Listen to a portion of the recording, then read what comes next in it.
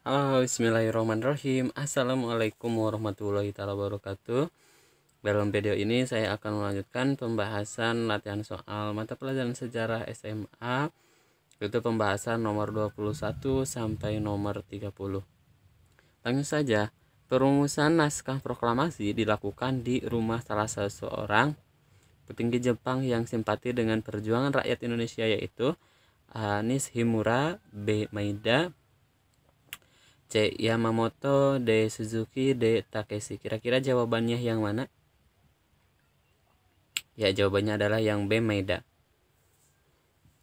Kita lanjutkan pada soal berikutnya. Pada masa pelucutan senjata dan pengambil alihan aset-aset Jepang, tempat yang umumnya menjadi sasaran para pemuda adalah markas Kempetai Jepang. Alasan utamanya adalah A. Markas Kempetai merupakan senjata Jepang, B. Markas Kempetai merupakan lambang kekejaman tentara Jepang, yang C. Markas Kempetai merupakan pusat kekuatan tentara Jepang, yang D. Para pejuang ingin membebaskan para tawanan di markas tersebut, yang E. Jepang gagal mempertahankan status quo. Jawabannya adalah yang B. Soal berikutnya, seorang ekonom terkemuka di Indonesia pasca proklamasi yang berhasil menyarankan pemerintah menembus blokade ekonomi adalah A. Akagane, B. Muhammad Hatta, C. Otto Iskandar Dinata, D. Sumitro Jojo Hadikusumo, yang E. RAA Wiranta Kusuma. Ya, jawabannya adalah yang D.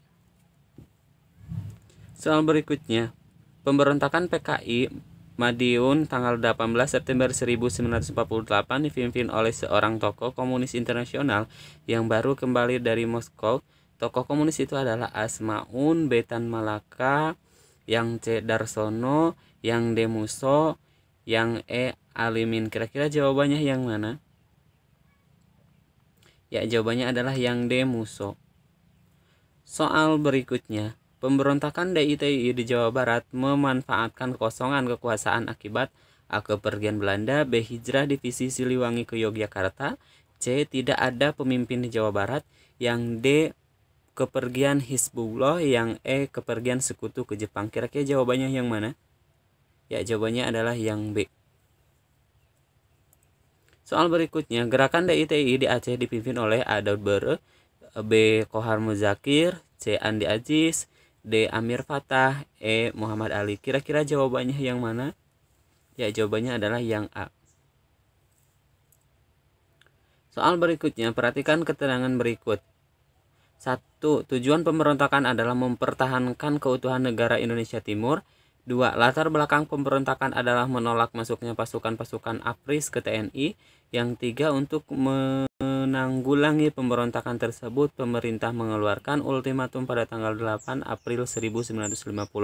Berdasarkan keterangan tersebut, pemberontakan yang dimaksud adalah A. Pemberontakan DITI, B. Pemberontakan Andi Aziz, C. Pemberontakan RMS, D. Pemberontakan PRRI atau Permesta, yang E. Pemberontakan APRA. Kira-kira jawabannya yang mana? Ya, jawabannya adalah yang A. Pemberontakan Andi Aziz.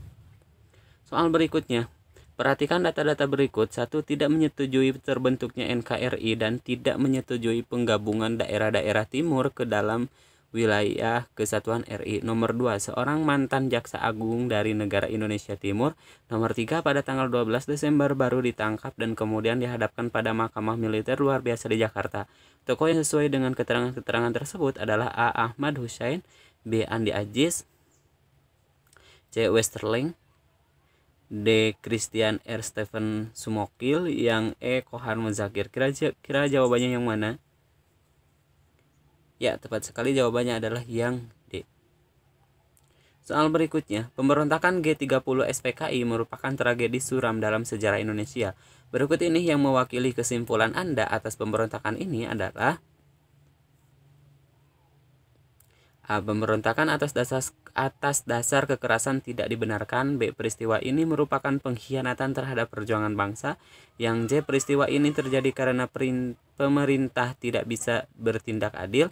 Yang D. Peristiwa ini merupakan bentuk kudeta militer. Yang E. Peristiwa ini mengorbankan persatuan dan nilai luhur bangsa. Kira-kira jawabannya yang mana? Ya, jawabannya tepat sekali adalah yang B. Soal berikutnya. Pemerintah Orde Lama diwarnai dengan adanya penyimpangan terhadap Pancasila dan Undang-Undang Dasar 1945.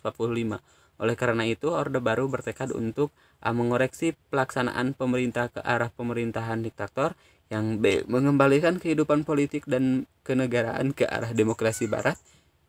Yang C. Melaksanakan Pancasila dan Undang-Undang Dasar 1945 secara murni dan konsekuen.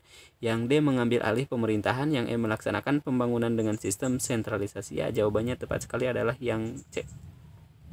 Sekian dulu dari saya, semoga bermanfaat. Assalamualaikum warahmatullahi wabarakatuh.